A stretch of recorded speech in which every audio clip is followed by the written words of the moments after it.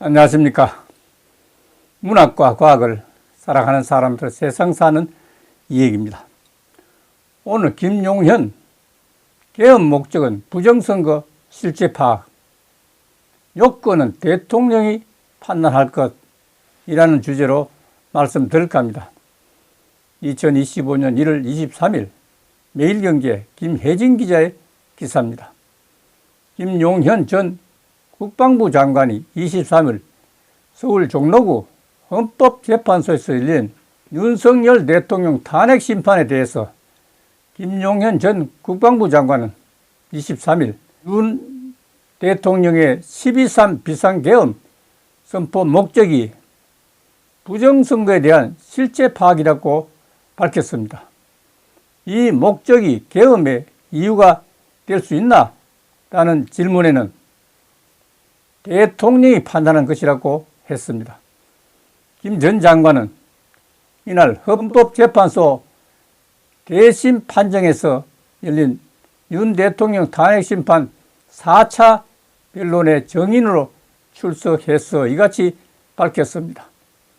이미선 재판관이 이 사건 계엄의 목적이 거대 야당의 경종을 울리고 부정선거의 증거 수집을 위한 것인가라고 묻자 김 전 장관은 부정선거에 대한 증거를 수집한다는 것보다는 부정선거의 실체를 제대로 파악하는 것이라고 답변했습니다.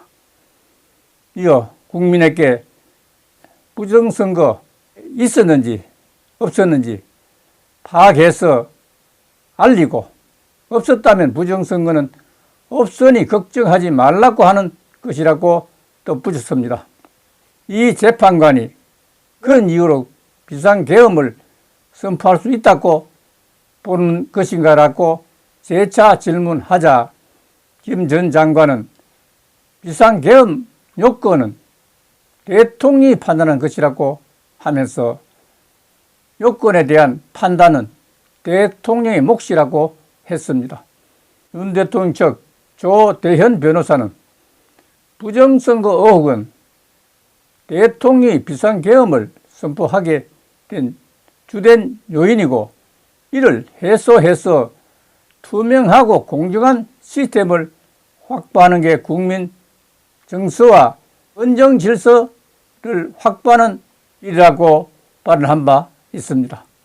또 이 재판관은 최상목 대통령 권한대행 부총리에게 준 쪽지에서 비상입법기구를 말했는데 입법 권한을 실행할 기구를 생각한 것 같다고 하면서 제5공화국 당시 국가보위입법회의와 같은 성격인가라고 물었습니다. 이에 김 전 장관은 그건 아니다고 하면서 그럼 국무총리에게 이 쪽지를 주지 왜 기획재정부 장관에게 주나? 기획재정부에게 준 것은 기재부에서 할 수 있는 역할을 하라는 것이다. 기재부가 할 수 있는 게 그 역할이라고 부언 설명했습니다. 질문도 좋지만은 답이 명쾌하다는 생각을 하면서 오늘 마치겠습니다. 감사합니다.